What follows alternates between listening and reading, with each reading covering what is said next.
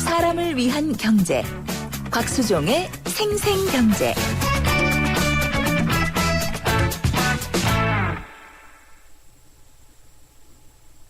네. 지난주에 이어서 안녕하세요. 생생경제가 만난 사람들, 오늘 두 번째로 만날 분들을 소개해드리겠습니다. 지금 사당동에서 알뜰 슈퍼를 운영하시는 정옥희 씨 이야기인데요. 우리나라 편의점, 이게 1989년 올림픽 선수촌에 1호점을 오픈한 것을 시작으로 한답니다. 그만큼 이 도시가 재개발되고 재건축이 이루어지면서 도심의 골목이 사라지면서 나타나기 시작한 건 아니겠습니까? 동네 골목에서조차도 구멍가게보다는 이제 편의점을 찾기 쉬워졌습니다. 그럼에도 불구하고 사당동의 한 골목에서는 이 정옥희 씨가 구멍가게를 지키고 계신답니다. 한번 만나보시죠.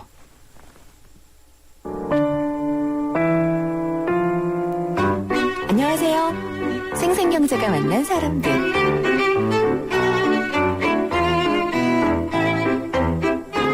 안녕하세요.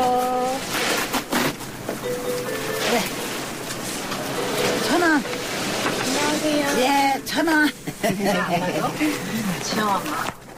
되게 싸게 받으시네요. 싸게 팔아야지. 원래 편의점에서 얼마예요? 편의점에서 2,000원이죠. 아유, 어떤 남자 10,000원 내고 이거 5개 들고 가더라고. 사실 하나 뜻을 안 해. 남는 거 있으세요? 근데 우리는 조금씩 남고 많이 팔려고. 그래서 들이다 놔서 지나가던 사람들이 싸니까 한 번 오면 또 다시 들어오고. 싸게 파시는 것 같아요. 놀랐어요. 구멍가게 이용하라고 그렇게 싸게 하는 거예요.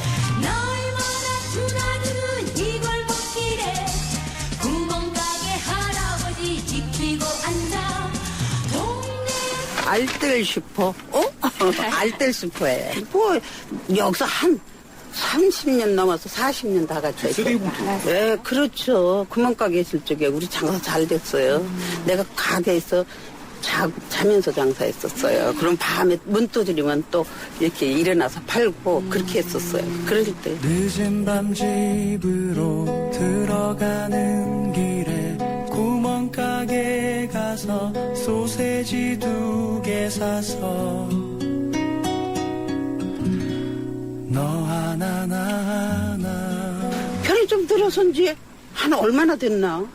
한참 됐지만서도 편의점 들었으면서 일은 가게들은 잘 편의점 생기면서 장사가 안 되죠. 밤에 늦게는 안 돼요. 밤에 늦게 다니는 젊은 애들이 다니는데 근데 편의점 비싼데 젊은 애들은 편의점으로 가더라고요. 그래요. 우리 집이 커피 하나 같은 건 하나에 1,700원에 팔아도 많이 남아요. 근데 거기서 편의점에서는 2,200원 팔잖아요. 네, 그래도 거기 가서 또 사는 거잖아요. 근데 여긴 동네니까 다 나이 잡수신 분들은 다 우리 집에 와요. 지나가는 젊은 애들도 또 한번 사먹어서 쌓으면 또 다시 오고 그래요. 그러니까 이렇게 조그만 가게 그냥 저냥 살아남아 있는 거예요. 구멍가게가 점점 화려히 변해간대. 내용이 별 차이 있을까? 포장만 열어놔고.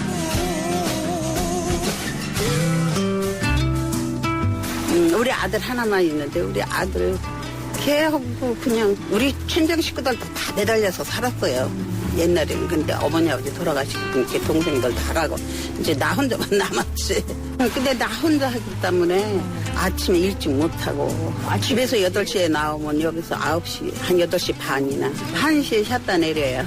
그렇게 가서 씻고 자고 하면 2시 반 그렇게 해요. 그러니까 쉬는 날 내가 쉬고 싶으면 쉬는데 이제 나이 먹으니까 쉬어도 어디 갈 데가 없고 집에 앉았으면 더 여기 나와 앉아서 그냥 텔레비 보는 게 제일 좋아. 뭐 드릴까? 담배 50% 다 50%서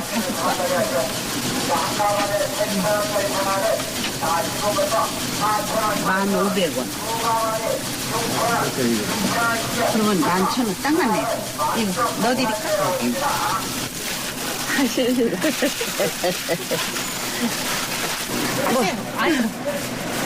이거 하나? 네, 편의점보다 싸고 좋고 한결같다고 하실까? 한결같아요. 예. 소주 막걸리 그거예요. 소주 막걸리. 네, 그런 게 팔리지. 그냥 사당 그 저저분한 것들 그냥. 그리고 이런 사람들이야 멀리 가서 많이씩 사다 놓고 먹지만 떨어졌을 때 떨어진 거 라면, 소주, 막걸리, 막걸리 그런 거 좀. I bought in magic. Oh, hey Fred, do you know 막걸리? Oh, 막걸리 좋아요. 급한 대로 급할 때 뛰어와서 사가는 거 그거지 뭐.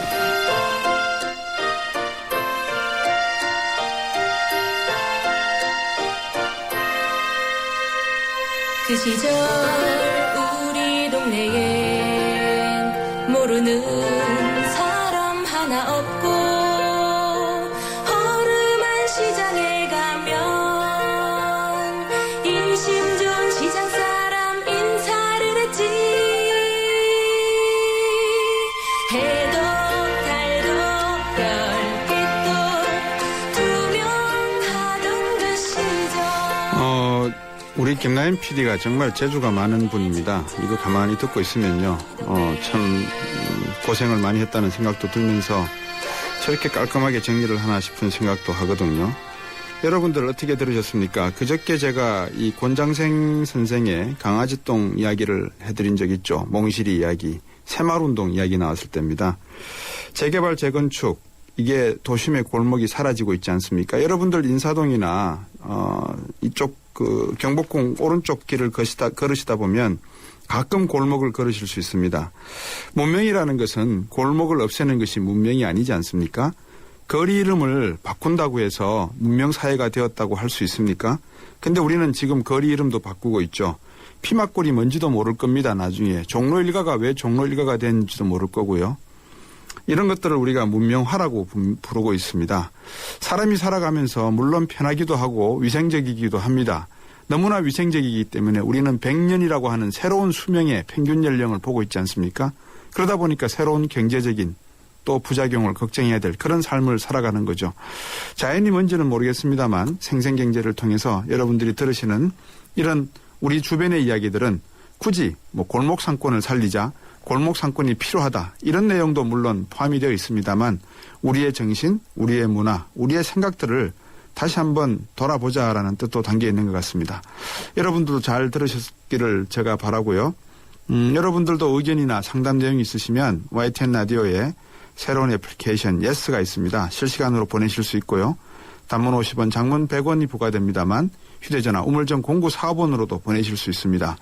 트위터 좋아하시는 분들은 골뱅이 YTN 밑줄 이코노미고요. 여러분들이 많이 좋은 의견 보내주시고 또 듣고 싶으신 이런 거리의 이야기가 있으면 말씀해 주시면 또 우리 스태프분들이 고생하실 겁니다.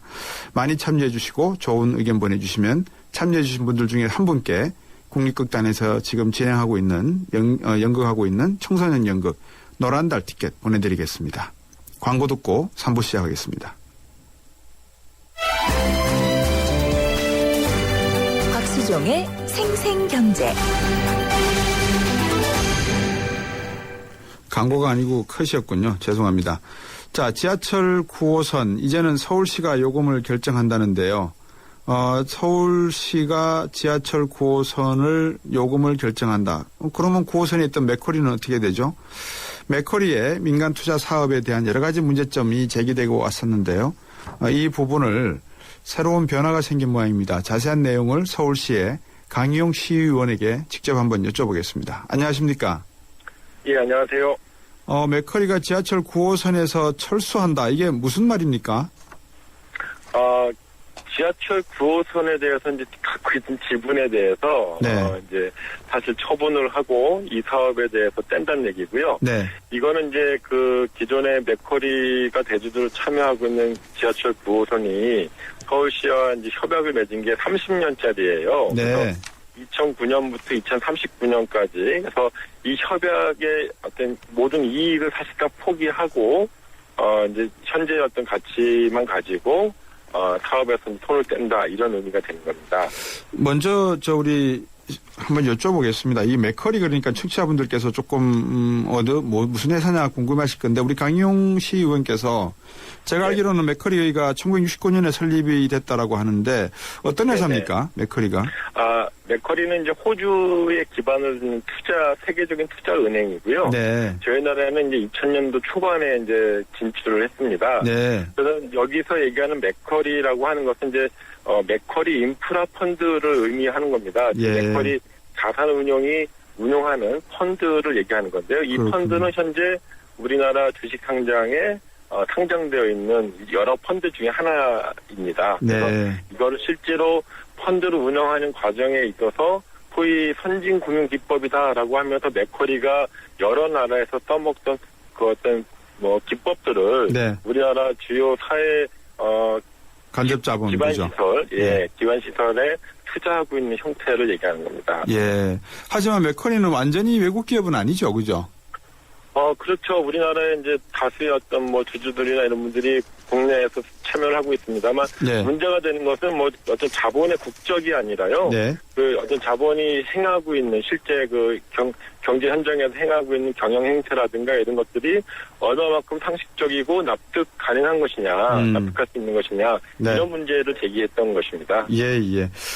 작년에도 이 맥커리 투자 펀드가 이게 외국계 기업이다라고 하는 것에서 좀 논란이 있어서 송경순 씨라든지 또 이명박 전 네. 대통령, 이상득 전 네. 국회의원 이분들이 다 관여되어 있는 우리나라의 어떤 성격도 있다는 걸 한번 말씀을 드린 적이 있는데 네, 맞습니다. 네. 맥커리가 민간 투자 사업으로서 문제가 그동안에 많았지 않습니까? 그죠? 네. 그 9호선 요금을 올리겠다고 일방적으로 통보한 건도 그렇고 어떤 문제점들이 네. 있었습니까? 그러니까 이제 그 지하철 9호선의 예를 들자면요. 서울시하고 이제 서울시도 하나의 지방자치단체고요. 지방정부로서 맥커리라고 하는 사업자하고 협약을 맺은 거죠. 네. 협약을 맺었는데 거기 협약 내용에 이건 전국적으로 거의 동일한데요. 최소 운용 수입 보장 제도라는 게 있어요. 예. 이 부분이 하나 적용이 되고 그다음에 이 지하철은 말 그대로 대중교통으로서 공공물가의 관리 대상입니다. 그렇죠. 1호선부터 8호선까지가 그렇게 한데요. 예. 이거는 민간 사업자가 스스로 자기 운임에 대해서 결정할 수 있는 권한을 주고 있어요. 예. 그렇기 때문에 그 과정에서 지난 2012년 4월 달에 운임을 500원을 더 올리겠다라고 발표를 일방적으로 할 수 있었던 거였고요. 예. 그러나 다행히도 이제 서울행정법원에서 이 부분에 대해서는 서울시의 손을 들어줬습니다. 그러나 여전히 이 문제는 이 협약이 살아있는 한 네. 운임 결정권에 대한 논란은 계속될 수밖에 없는 상황이었거든요. 네. 그런데 이제 이것을 어제 협약 변경을 새로 함으로써 완전히 이제 서울시가 운임 결정권에 대해서 권한을 갖게 되는 승인권을 갖는 이런 형태로 바뀌게 된 것이죠. 그래서 지금 지하철 9호선뿐만 아니라 네. 전국에 한 15개 정도의 맥커리가 투자 직접 참여하고 있는 사업체가 있는데요. 네. 대부분 공통적인 모델들을 갖고 있습니다. 네. 말씀하신 대로 그 15개 그 사회간접자본 SOC라고 하는데 이 사업에서도 철수하는 겁니까? 아니면 그대로 가지고 있는 겁니까? 다 개별 사업마다 다르기 때문에요. 예. 일단 철수하는 것은 이제 이 지하철 9호선이 처음이고요. 예. 예. 그래서 그렇군요. 이전에 물론 이제 대구에서 자발적으로 이제 그 주식을 다른 쪽으로 양수한 경우는 있어요. 동부순환도로 지분이죠. 네. 그런 경우는 있지만 이렇게 이제 서울시처럼 사회적인 여론과 비난에 이제 직면해가지고 서울시가 이제 주도적으로 협상을 이끌어서 사실상 맥커리가 이런 표현은 어떨지 모르겠습니다만 손을 들고 나가는 경우는 사실상 처음인 것이죠. 그 이해가 안 되는 게 어떻게 맥커리가 이렇게 손해를 2039년까지 수익이 보장되는 말씀하신 대로 최소 운영 수익 보장 제도를 통해서 운영 수익을 보장받는데 이거를 손해를 감수하면 손해는 아니죠. 그런 그 수익을 감수하면 피해를 감수하면서 지하철 9호선을 매각했다 아니면 털고 나간다 어떻게 설득했길래 그렇게 가능한 겁니까? 그때 이제 구체적으로 어떠한 연유인지 모르겠습니다만 저희들이 짐작하는 것은 그 지하철 9호선이 이제 다수의 그 시민들이 이용하는 시설이고 그다음 다른 우면산 터널도 있고 여러 가지 고속도로도 있고 다리도 있습니다만 어느 것보다도 시민들의 정서에 좀 민감한 부분이기도 합니다. 그래서 지하철 9호선에 대해서만큼은 많은 여론들이 집중적으로 좀 비난 여론이 모였었고요. 그 과정에서 맥커리가 어떤 자사의 어떤 이미지 개선이라든가 예. 그다음에 한국에서의 어떤 자세의 위치 이런 것들을 적극적으로 고려한 측면이 없지 않아 있어 보입니다. 예.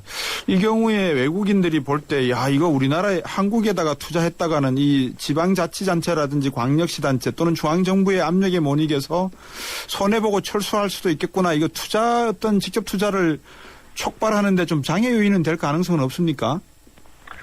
그런데요, 이제 맥쿼리 같은 경우에는 사실 이제 채소 운영 수입 보장 제도라든가 이런 것들은 여러 나라에서도 문제가 됐고요. 네. 우리나라에서 초기에 도입했다가 문제가 돼가지고 2006년도, 2009년도 두 번에 걸쳐가지고 중앙정부에서도 이 제도를 폐기했습니다. 네. 그래서 사실상 좀 환경은 똑같아진 상황인데 다만 맥쿼리는 이전에 네. 채소 운영 수입 보장 제도가 보장되던 시절에 들어왔었기 때문에 이 제도로 인한 혜택을 보고 있었던 거였거든요. 그렇군요. 예, 그래서 그런 부분이 해소되는 부분이기 때문에 네. 어떤 이 부분에 대해서 중앙정부나 지방정부의 어떤 강압적인 태도에 의해서 투자가 위축된다거나 그렇게 보지는 않습니다. 그렇지만 맥쿼리가 이렇게 철수를 하게 되면 배상해야 되거나 또는 미리 지급해야 되는 금액 이런 내용들이 있지 않겠습니까? 지금 요 부분 같은 경우에는 이제 기존의 협약서상의 어떤 해지에 해당되는 네. 해지 사유가 사실 없습니다. 네. 기존 협약서에는 정치적인 이유, 정치적인 이유, 그다음에 네. 맥쿼리 민간 사업자나 아니면 서울시의 규칙 사유 한 4가지 정도만 있는데요. 네. 지금 사유는 서로 협상에 의한 해지이기 때문에 네. 예, 이 부분이 존재하지 않고요. 네. 따로 어떤 여기에 대한 배상이나 이런 것들은 존재하지 않습니다. 그렇군요. 그러면 네네. 이제 맥쿼리가 철수하게 되면 우리로서 네. 얻게 될 경제적 효과 이거 좀 생각해 볼 수 있겠습니까? 경제적 효과까지는 사실은 좀 무리고요. 네. 일단 첫 번째는 민간 투자 사업을 함에 있어서 초기에 외국 자본이다 이렇게 해서 아주 절대 선의 어떤 지위를 보장받던 시절은 다시 끝났다라는 것을 의미하는 것 같고요. 네. 그다음 두 번째는 민간 투자 사업자들이 공공 서비스를 함에 있어서 공공 서비스에 참여함에 있어서 최소한의 어떤 도덕성, 기업 윤리, 그다음에 시민들이 납득할 만한 합리적인 협약 내용 이런 것들이 좀 보장되어야지만 민간 투자 사업도 안정적으로 갈 수 있다라는 것을 좀 선언적으로 교훈적으로 보여주는 사례다 이렇게 보여집니다. 네. 자, 이제 맥쿼리가 철수를 한다 그랬고 또 철수를 하게 되고 그러면 이제 시와 의회 또 언론, 시민 이 모두가 다 어떻게 해야 될까요? 공동의 승리라 그래야 되나요? 이렇게 평가를 하셨더라고요, 보니까. 네네네. 근데 정말 이게 진정한 승리를 우리가 이뤘다라고 하기 위해서는 어떤 결과를 우리가 준비를 해야 될까요? 그래서 이제 이번 내용 중에 이제 시민 펀드가 한 1,000억 정도 들어갑니다. 네. 사실상 시민이 지하철 9호선에 대해서 직접적으로 주주의 권한은 주진 않지만 채권 형태이긴 하지만 네. 어떤 주인으로서 이제 갈 수 있는 기회가 주어졌고요. 네. 그다음에 말 그대로 이제 지하철 9호선도 지금 다른 지하철 1호선부터 8호선까지처럼 최소한 어떤 공공 서비스로서의 어떤 지위와 기능을 이제 하게 될 것으로 기대가 됩니다. 그 핵심은 운임에 대한 결정권이 민간 사업자에게 있느냐 아니면 서울시에 있느냐의 문제인데 네네. 서울시는 아직까지는 이 지하철 요금이나 버스 요금 등을 공공물가 관리 대상으로 삼고 있기 때문에 네네. 그러니까 시민들의 요구와 수준에 맞는 어떤 요금 관리 체계로 이뤄갈 것이고요. 그런 네. 부분들이 이제 시민들의 어떤 호주머니 사정에 직간접적인 영향을 미칠 것으로 보여집니다. 지나치게 국채 보상 운동까지 언급을 한다 그러면 너무 민족주의가 되고 시민주의가 되지만 어쨌든 네. 우리 시민들이 이런 펀드를 만들어서 우리 스스로의 어떤 사회 간접 자본에 투자를 하게 되고 그 수익을 우리가 향유할 수 있다면 나름대로 네. 방금 말씀하신 어떤 공공시설에 대한 그런 문제들은 해결할 수 있는 방법도 되겠군요. 그죠? 네, 그렇습니다. 네. 이런 일을 우리 서울시의 강희영 의원께서 좀 주도적으로 해주셨으면 고맙겠습니다. 네, 감사합니다. 고맙습니다. 네. 서울시 의회의 강희영 의원이었습니다.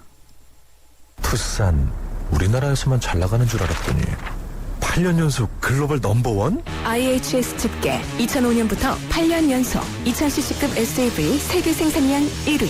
넘버원의 스케일이 남다르다. 뉴 푸산 IX. New thinking, new possibilities. 현대자동차. 네, 잠시 후 4부에서는요, 알짜 부동산 정보 준비했습니다. 요새 부동산 시장 궁금하신 분들 많이 계시죠? 그리고 또 취업 내비게이션 시간 준비되어 있으니까요, 궁금하신 분들은 우물정 공구사업원, 또 예스, YTN 생생경제 프로그램 실시간으로 참여 메시지, 사연 남기실 수 있으니까요, 참여하십시오. 참여하신 분들 중에서 한 분께 국립극단에서 지금 진행 중인 청소년 연극 노란달 티켓 드린다고 합니다. 잠시 4부에서 뵙겠습니다.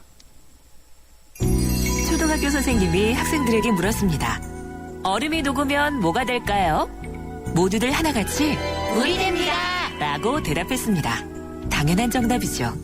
하지만 유독 한 어린이만이 얼음이 녹으면 봄이 됩니다 라고 다른 대답을 했습니다. 창의적인 교육이란 이런 것이 아닐까요? 정답 찾기 교육에 길들여진 우리 교육의 자화상. 더 늦기 전에 자유로운 사고를 통해 스스로 생각의 힘을 키우는 창의지성 교육이 필요합니다. 이 캠페인은 경기도 교육청이 함께합니다. 행복한 경기 교육. 살아있는 뉴스 깨어있는 방송 한국의 뉴스 채널 YTN 뉴스 FM.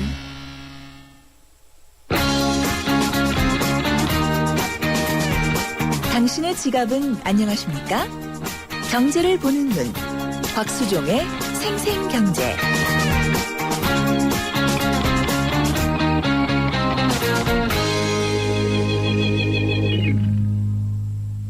세상의 베이스가 되다 포스코 협찬으로 곽수종의 YTN 생생경제 4부 시작하겠습니다. 말씀드렸던 대로 알짜 부동산 정보 시간, 또 취업 내비게이션 시간 준비되어 있으니까요.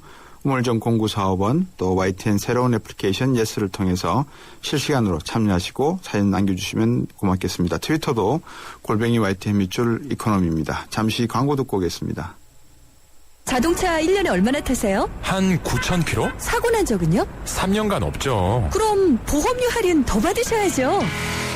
마일리지로 할인받고 3년 무사고로 또 한 번 할인. 악사 다이렉트 자동차 보험 1566-1566 악사 다이렉트. 가입 시 유의사항을 꼭 확인하세요. 달리고 싶은 유럽 탑10 개표 결과입니다. 프라하 스쿠터 투어가 선전을 한 가운데 알프스 산악열차를 제치고 1위는 압도적인데요. 내가 사랑한 유럽 탑10. 투표 결과는 travel.koreanair.com에서. 대한항공 유럽 11개 도시 최다 노선 운항. Excellence in flight. Korean Air. 네, 피자헛입니다.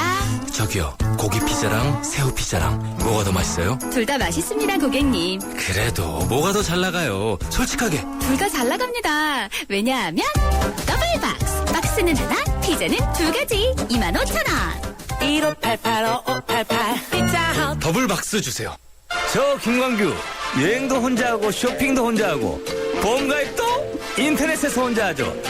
아주 쉽고 편하게. 새벽 3시까지 4단계로 간편하게. 삼성생명 인터넷보험 라운지. 인터넷 보험도 삼성생명이 만들면 다르네. 삼성생명 인터넷보험 라운지. 지금 클릭.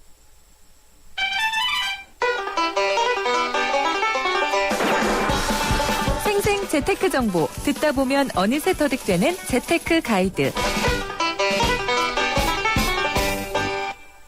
네, 부동산에 대한 모든 이야기 나눠보는 시간이죠. 알짜 부동산 정보 시간입니다. 세종코리아의 김학권 대표 전화 연결되어 있습니다. 안녕하세요.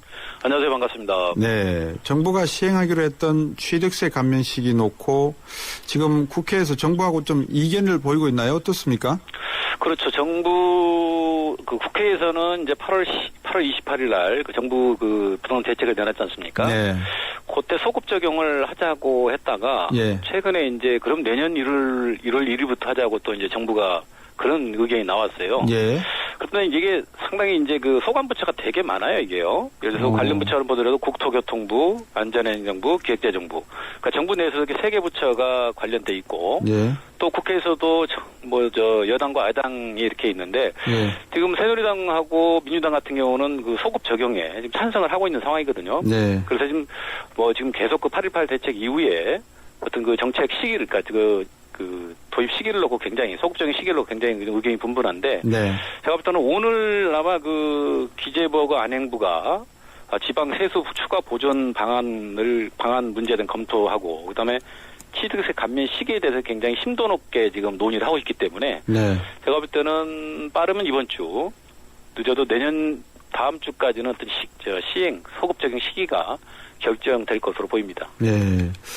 참 이 취득세 8.18 부동산 조치를 발표할 정도면 그만큼 부동산 경기를 부양하겠다는 의지가 있는 건데 이게 그렇죠. 뭐 소급 한이 많이 민주당도 그렇고 새누리당도 그렇고 국회도 참 이상하네요. 자, 취득세 감면 효과. 근데 문제는 바로 이거에 대한 답이 있어야 되겠죠. 정말 효과 있을까요? 그래서 이제 이게 효과가 시장의 분위기하고 예. 그다음에 거래 건수를 저희가 비교해 볼 수가 있는데요. 네. 우리가 6월 말로 그 취득세 감면이 종료가 됐어요. 근데 6월 말하고 6월 달하고 7월 달하고 거래 건수를 보면은 네. 7월 달이 한 3분의 1로 쭉 줄어들었거든요. 아하. 그러다 보니까 이제 8.18 대책이 또 나왔지 않습니까? 네. 그러면 이게 물론 그때는 언제부터 소급 적용한다는 얘기는 안 나왔지만 네. 또 연구인하를 발표했단 말이에요. 아주 파격적인 연구인하를 발표해서 예. 그래서 대다수 국민들은 그동안에 그 취득세 감면 혜택 그 감면에 대해서 발표를 하게 되면 예. 그 4월 1일 때도 소급 적용을 해줬었거든요. 예. 그러니까 다 소급 적용해줄 거다. 이런 판단을 인해서 8월달, 9월달에 거래 건수가 굉장히 많이 늘었어요. 예. 참고로 9월달 주택거래량 보면은 전국적으로 56,733건이 됐는데 네. 작년 9월달 대비 42%가 증가를 했고요. 예. 8월달 대비 21.8%가 증가를 했거든요. 물론 이거는 이제 올해 말까지 생애 최초 주택 구입자들한테 혜택을 많이 준 게 영향은 있어요. 예를 들면은 생애 최초 주택 구입자들한테는 취득세라든지 양도세, LTV, DTI 완화 네. 이런 것들을 통해서 이 사람들이 집을 살 수 있는 구도를 만들어졌기 때문에 거래량도 많이 늘었지만 실제로 취득세가 지금 1%, 2%, 3% 낮아지면 금액이 적지 않은 금액이거든요. 네. 그래서 그런 것들을 바라보고 그다음에 소급 적용에 대한 기대감이 상당히 많이 일어나서 9월달에 10월달에 이렇게 그 거래 건수가 많이 늘어난 걸로 보고 있습니다. 네. 그렇군요. 그러면 올해 말로 일단 뭐 취득세 감면 효과야 뭐 취득세 결정이 정부와 국회에서 이제 합의를 그렇죠. 봐야 될 것 같고. 예. 올해 말로 끝나는 부동산 정책 좀 체크할 게 있으면 좀 알려주시겠습니까? 그렇죠. 굵직한 것들이 몇 개가 있는데 예. 우선 그 정부가 부동산 시장 부동산 시장을 좀 살리기 위해서 네. 활성화 대책을 내놓은 게 있어요. 우선 미분양하고 신규 아파트를 구입할 때 올해 말까지 구입했을 때 향후 5년간 양도세 감면을 해주는 정책이 올해 말에 종료가 되고요. 네.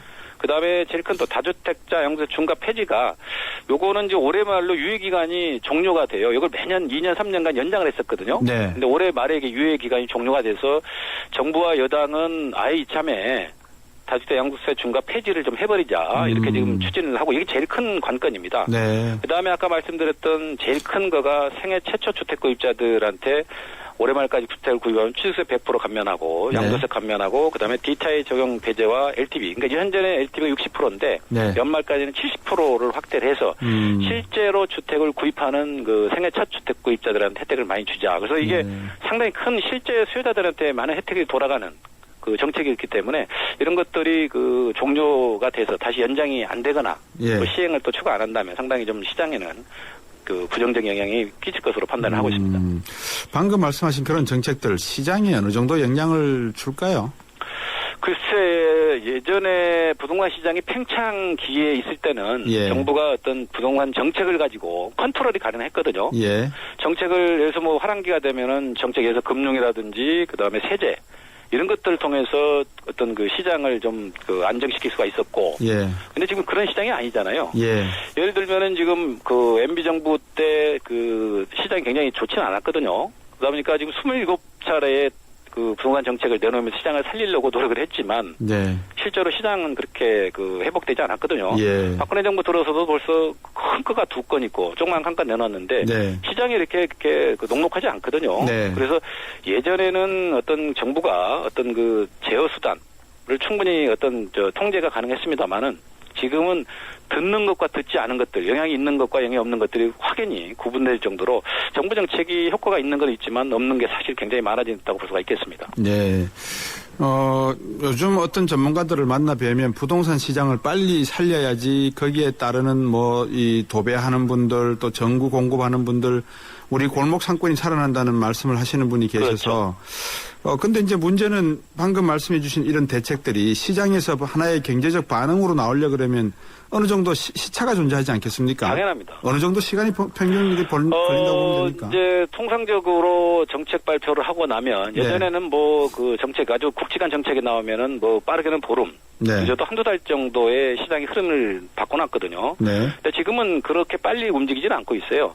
적어도 한 6개월 정도가 물론 이제 뭐 취득세 감면 같은 경우는 금방 집을 사야 되는 사람들이 그 혜택을 보니까 그런 어떤 정책의 효과가 있겠습니다만은 지금 굵직한 게 예를 들어서 다주택자 용서 중과 폐지라든지 분양가 상한제 폐지, 그다음 리모델링 수익 증축 허용 이런 것들이 만약 허용이 된다 하더라도 지금 당장 효과를 보기에는 굉장히 미지수거든요. 이런 것들은 보통 6개월 정도, 1년 정도를 현재 부동산 시장 추세를 놓고 본다 하면 6개월에서 1년 정도를 추세를 본 다음에 시장에 어떤 그 효과가 나타날 가능성이 충분히 있어요. 그래서 지금 그 유관 산업들이 굉장히 많지 않습니까? 물론 이제 어떤 구매 심리가 굉장히 지금 악화돼서 어떤 내수 경쟁이 굉장히 침체된 건 사실이거든요. 옛날에 부동산 시장이 좋았을 때는 내수 경쟁이 굉장히 좋았습니다만 지금 내수 경쟁이 굉장히 좋지 않아서 골목 상권이 무너지고 있는 상황은 맞는 거거든요. 근데 이런 것들도 사실은 정부가 국회 내에서 지금 계류진 것들이 굉장히 많은데 사실은 지금 실수요자라든지 아까 말씀드렸다시피 실제로 부동산 시장이 살아나서 혜택을 보는 수요자들한테 혜택을 주려 하면 어떤 그 국회에서 지금 낮잠 자고 있는 정책들을 빨리 좀 풀어가지고 혜택을 줄 필요가 있다고 보여집니다. 자, 그 와중에 지금 전셋값은 61주째 상승입니까? 그렇죠. 굉장히 아주 부담스럽습니다. 이 전셋값이 오른다는 것은 잠재적 매매가가 오르고 있다는 이야기가 같지 않습니까? 거의 비슷한 수요로도 볼 수가 있는데요. 예전에는 집값이 오르지 않을 거라는 기대감 때문에 전세를 사는 사람들이 굉장히 많아졌는데 지금 흐름이 조금 바뀌는 것 같아요. 그러니까 전세를 사는 사람들은 굉장히 전세를 좀 선호하는 사람들은 전세 수요로 그냥 머물러 있고 그중에서도 아까 거래량이 많이 늘어나고 있지 않습니까? 그다음에 지금 예전에는 한 두세 달 전만 해도 그 매매가 상승 그 지역이 굉장히 국한되어 있었는데 지금은 서울 전 지역으로 이렇게 좀 확대되는 추세고 수도권에서 굉장히 확대되는 추세라고 볼 수가 있거든요. 그래서 이게 같이 좀 동반 그 기대감이 있지 않느냐. 전셋값이 오르면서 그러면 예를 들어서 지금 전셋값이 수도권 같은 경우도 지금 60%를 넘는 적도 굉장히 많거든요. 그러면은 그 시점에 예전에는 60%가 한계선이었습니다만은 지금 70% 선까지 지금 다다른 것들이 상당히 많단 말이에요. 그러면은 70% 이상이 되면 집을 살 수 있는 구도가 생기는 거거든요. 예를 들면 이런 거거든요. 우리가 경매를 했을 때 그 보통 서울 수도권에서 경매 납치할때가 75% 정도 된단 말이에요. 그러면은 실제로 전세가율이 70% 정도 육박이 된다 하면 저는 집을 구매할 수 있는 수요는 상당히 늘어난다고 보이거든요. 알겠습니다. 그러면 간단히 여쭐게요. 간단히 답해 주세요. 예, 아니오로요. 지금 집 사고 싶은 실수요자들은 집 사도 되겠습니까? 굉장히 제한적이죠. 그 중소형 주택하고 급매물 사야 되는 거고요. 그다음에 신규 분양 주택은 좀 사볼 만해요. 예를 들어서 지금 분양하는 것들 중소형도 많고 그다음에 가격도 많이 지금 내렸거든요. 여기다가 입지가 좋은 신도시라든지 택지 개발 지역 공급들을 많이 하기 때문에 이런 상품들은 좀 구입해볼 만하다고 볼 수 있습니다. 오늘 말씀 잘 들었습니다. 고맙습니다. 예, 감사합니다. 세준코리아의 김학권 대표였습니다.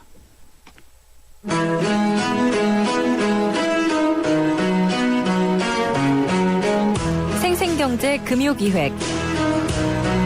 이번 주 생생경제 금요기획은 최근 뜨거운 이슈로 떠오르고 있는 복지정책에 대해 유시민 전 보건복지부 장관을 모시고 복지논란 사회의 해독제 같은 이야기를 나눠봅니다. 궁금한 이야기, 함께하고 싶은 이야기를 웹사이트 참여 게시판이나 YTN 라디오 애플리케이션 예스 채팅창에 남겨주시면 금요기획에서 함께하겠습니다.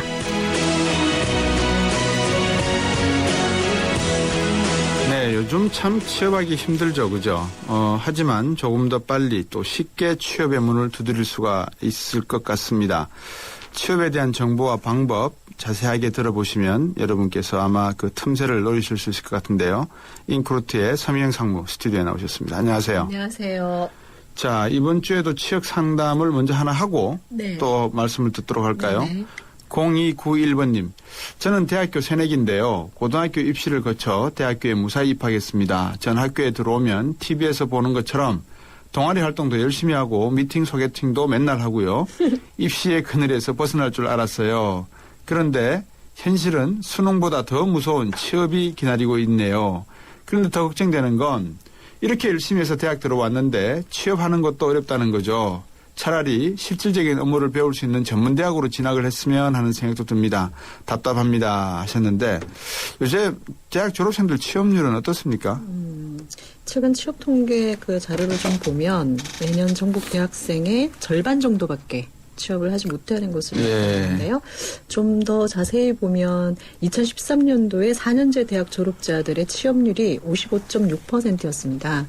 12년도에 56.2%였으니까 네. 예, 좀 더 이제 올해 취업이 좀 더 힘들어졌다라고 보면 되는데요. 네. 한 해 대학 졸업자가 대략 한 40만 명 정도 됩니다. 근데 이 중에 20만 명이라는 어마어마한 수의 인재가 졸업 직후 취업을 하지 못하고 대학원으로 진학하거나 대개는 취업 재수를 선택하고 있다고 볼 수 있겠죠.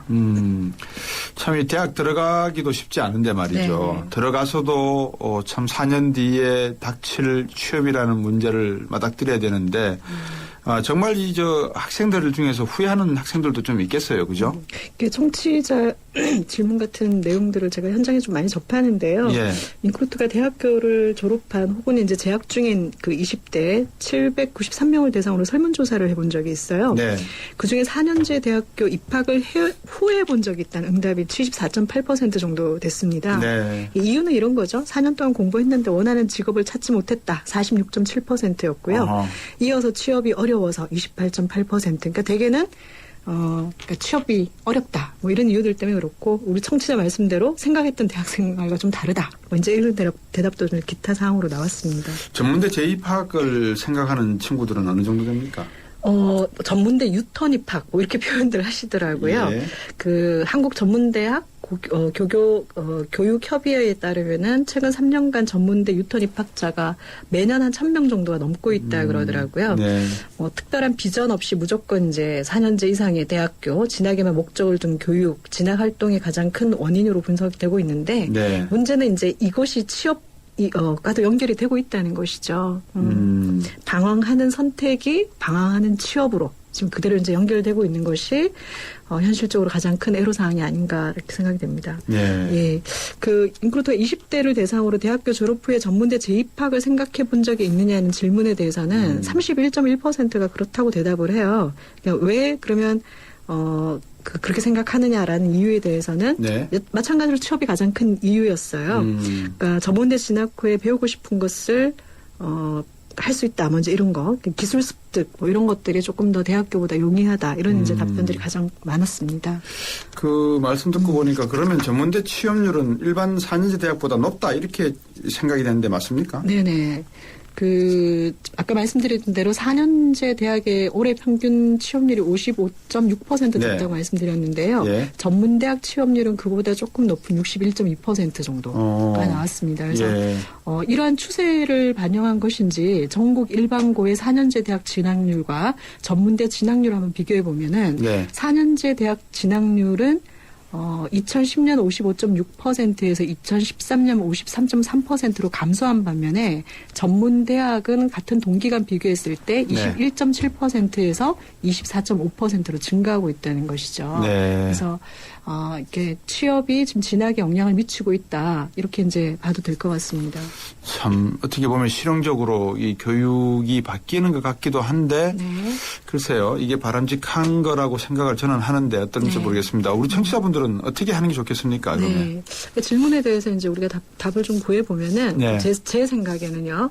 빠른 사회 진출에 대한 본인의 의지가 명확하고 그리고 전문대학 학과 선택을 통해서 하고 싶은 일이 명확할 때 이때 재진학하세요. 그 선택을 하셔도 무방하다고 봅니다. 네네. 이것은 편입과도 마찬가지예요. 요즘 학생들 취업이 안 되니까 전문대로 다시 유턴을 하거나 아니면은 편입에 대한 것도 굉장히 비중이 높거든요. 근데 괜히 왜 이런 선택을 하고 있느냐라고 물어보면 괜히 취업이 잘 될 것 같다는 생각으로 선택을 변경한다는 응답이 굉장히 많다는 것이죠. 근데 제 생각은 현재를 유지하고 졸업하는 것과 이런 편입과 혹은 이제 전문대학 재입학을 통해서 거두는 성공의 확률에 차이가 크지 않다는 거죠. 그대로 졸업해도 아까 제가 언급한 대로 55.6%, 뭐 61.2%. 오히려 이것보다는 현재의 최선을 다하는 것이 저는 오히려 더 훌륭한 선택이다라고 생각을 글쎄요. 하는데요. 전공대로 어차피 취업이 되는 것이 아닙니다. 네. 현장을 이렇게 보시면은 어떤 전공이든 학력이든 미래 계획에 도움이 되도록 운영하는 것이 더 지혜로운 판단 아닐까요? 네. 예를 들면 지난번에 채용시장의 올해 트렌드 중에 인문학에 관한 설명을 드렸는데요. 네. 기술자가 인문학도라면 공학도와 다른 기술 변화를 기대할 수 있지 않을까요? 심리학을 전공한 디자이너라면 네. 어떨까요? 이제 직업 기술이라는 것은요. 아까 아카데미 대학교가 반드시 직업 교육을 하는 것은 아니거든요. 네. 그래서 직업 기술은 꼭 학교에서만 배우는 것이 아니다라는 이제 인식의 전환도 좀 필요하다고 생각되는데요. 네. 학교를 다니면서 스터디를 할 수도 있고요. 인턴십을 통해서 실무 경험을 익힐 수도 있고요. 입사 이후에 직업 선택을 할 수 있는 전환 배치. 네. 뭐 이런 다양한 방법들이 존재한다는 것이죠. 네. 그러니까 현재 있는 내 시간에 주어진 가치를 충분히 활용하는 것이 저는 우선순위여야 한다고 생각하고요. 네. 본인의 생각이 굉장히 명확할 때 그것에 대한 길이 굉장히 눈에 뚜렷하게 보일 때 이럴 때 이제 선택을 변경하는 것이 오히려 시간적으로 더 훌륭한 선택이다라고 말씀을 드리고 싶습니다. 근데 이게 평균이라고 말씀하셨잖아요. 아까 네. 55.6%, 지난해요? 61.2% 네네. 그죠? 네. 전문대하고 4년대학. 네. 이 평균이라고 하는 통계적 숫자가 가지고 있는 허수가 있거든요. 네. 제일 잘 되는 쪽과 제일 안 되는 쪽을 합쳐서 평균을 내버리기 그렇죠. 때문에. 네. 그러면 이게 이제 서울 수도권과 지방대 이렇게 나누면 또 엄청난 차이가 있죠. 나겠죠. 네네. 그러면 사실 이거를 비교해 보려고 그러면 지방 전문대 졸업생들과 지방 4년제 대학 졸업생들의 취업률을 놓고 보면 예를 들어서 지방 전문대 졸업생들이 취업률이 한 70%더라. 네. 근데 4년제 대학 졸업생들은 뭐 한 30%더라. 네. 그러면 이 전문대로 갈 수 있겠죠. 그죠? 네, 그렇죠. 근데 이제 그런 정도의 격차는 지역 네. 격차에서는 보여지지 않는 것으로 지금 알고 있고요. 네.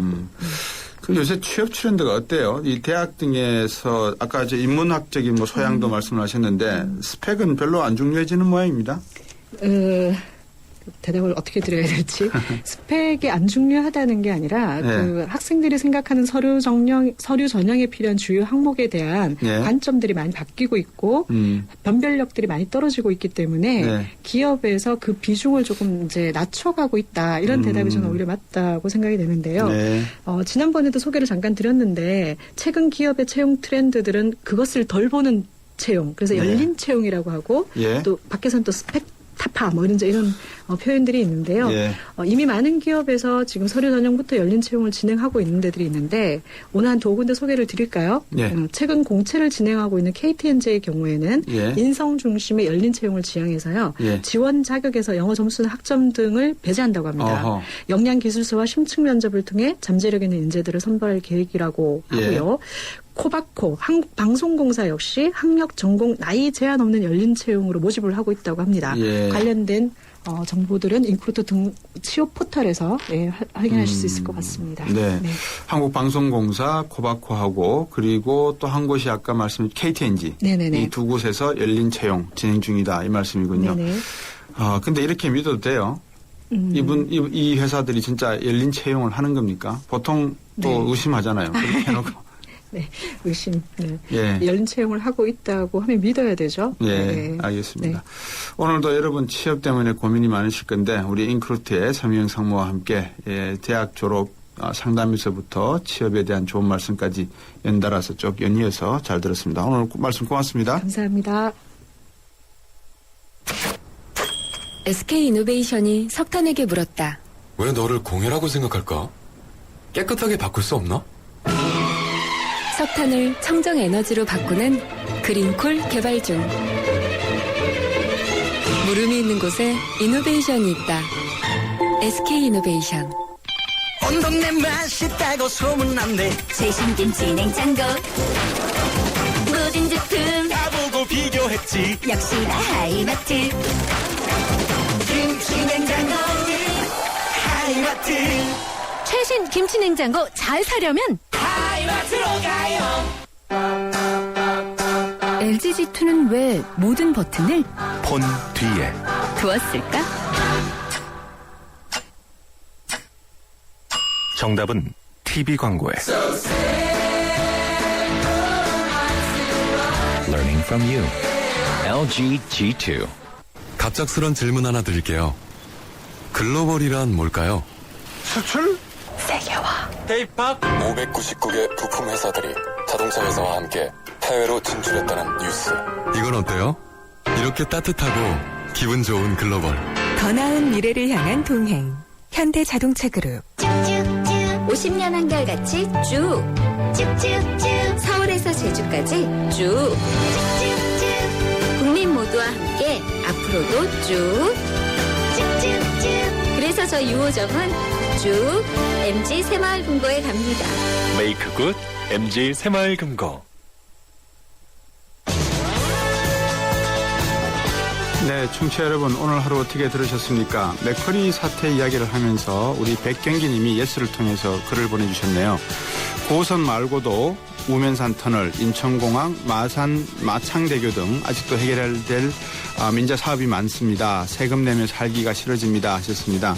백경기님께 오늘 연극 티켓 드리도록 하고요. 말씀대로 맥커리가 한 15개 소시 사업을 하고 있거든요. 광주 제2순환고속도로부터 시작해서 수정산 터널, 백양터널까지도 다 들어있습니다.